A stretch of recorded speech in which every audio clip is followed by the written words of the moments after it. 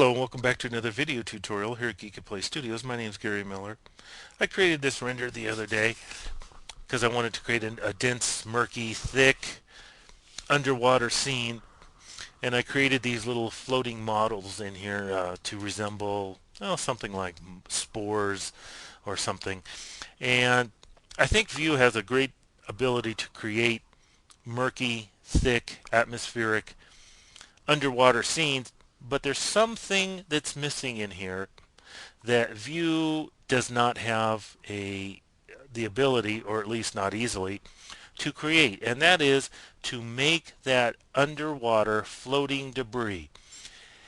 If you look at movies or documentaries that take place underwater, you've always got that debris, whether it's plant life or little bits of chewed up fish that's just floating by, and just regular junk. Um, you've always got that stuff in the water, and it always seems to be moving very slowly on its own little underwater current. And to create that effect and make this scene more believable, I figured the best way to do that is to come over here and do this in photo. Well, here is the scene without the debris, and I'm going to activate these two layers here, and this is the scene with the debris. And if you look at it, you can see all these little specks. Some of them are blurred in a direction that shows that they are moving. Some of them appear to be kind of stagnant and just floating in midair. And I think it's really believable, and I wanted to share this technique with you today. So let me delete these layers. I'm going to create a new layer, come up here to Edit, Fill, and I'm going to fill this in with 50% gray. Now if you've seen any of my tutorials for creating snow or creating a realistic star field, to create this underwater debris, it's going to follow pretty much the same formula with very slight deviations.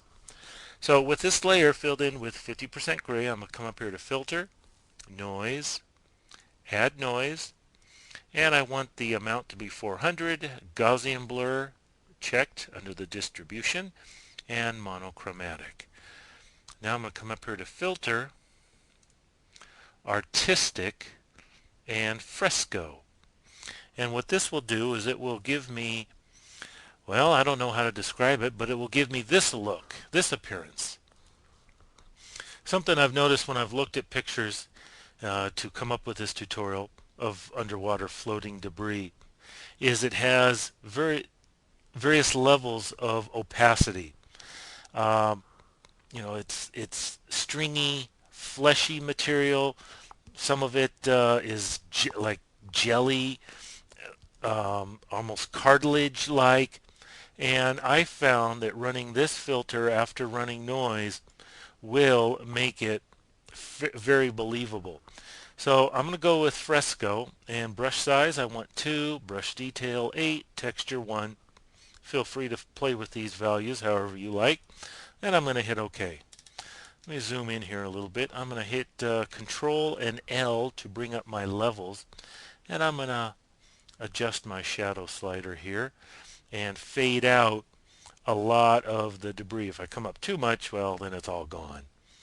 So I'm just going to come up a little bit like that. In this case, I'd rather have too little than too much, because I can always duplicate my layers and move them around and add more. So I am going to go with that amount right there and click OK. Now I'm going to come over here to my Channels tab. I'm going to hold down Control and click on the thumbnail here next to RGB. And up here you might be able to see this little twinkling going on. What I have done is I have loaded the luminance value of this layer as a selection. So I'm going to come back over to Layers, create a new layer above that, and with white as my foreground, I'm going to hit Alt, Delete, and fill that selected area in with white. I will hide my black layer, hit Control Delete to deselect. Now I have taken the white the luminance value of this black layer that had all that noise on it and applied it to a new layer without the black background. And I like that. Now I want to add a little bit of movement to this, as though these little pieces of debris are floating on their own, being carried along by a little current. So I'm going to come up here to distort and shear. Now what shear will allow me to do is it will allow me to essentially warp this layer and create a little bit of movement in here with my debris. So I'm just going to create a very slight S-curve, and I'm going to click OK. And I like that. It wasn't enough though, so I will hit shear again. And now I've got some blurring going on, and I like that. It almost looks as though these spores, as they are going through the water, they are disturbing the current and causing these little pieces of debris to swirl around them. So I think that looks pretty good. I'm going to duplicate that layer, hide the bottom one. Now what I want to do is zoom out, and to create some believable depth to this image, I'm going to stretch this one out and move it around till I find a level of debris or a particular look that I like, and I guess that will be okay. Now because I have two layers, one with the pieces of debris that are large and one with the pieces of debris that are small, it creates added depth. And you'll see once I apply a cloud mask to this and add a little blur, it'll come in a little bit better. So on this layer, I'm going to add a mask, come up here to filter and render and run my clouds layer, and that removes a lot of that excess debris that I don't want. Hide that, come back down to this layer, apply a layer mask to that, filter, and I'll do a cloud layer on that one. And I think I do want to add a little bit of a Gaussian blur to this. I don't want to be on my mask, I want to be on the actual layer itself. So filter, blur, Gaussian blur. Let's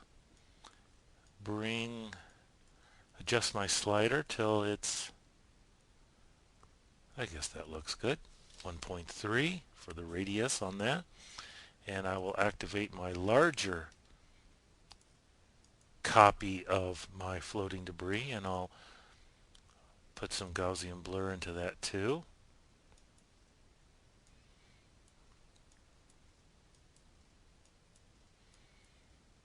Just trying to find something that looks good on the eye. Alright, let me click OK. Now let me zoom in here and let's look at our results. That looks very convincing, except I think it's a little bright, so I'm going to bring the opacity down on both these layers, and let's look at that. Now that looks like that is some floating debris that is in here underwater in our image, and I just don't know of a way to do this quickly, and certainly not with this level of control that we've got here in Photoshop. So I think this is a really easy and effective way, convincing way, to create underwater floating debris in your underwater renders right here in Photoshop. So that's it for this tutorial. Thanks for watching here at GeekatPlay Studios. My name's Gary Miller. Have a good day.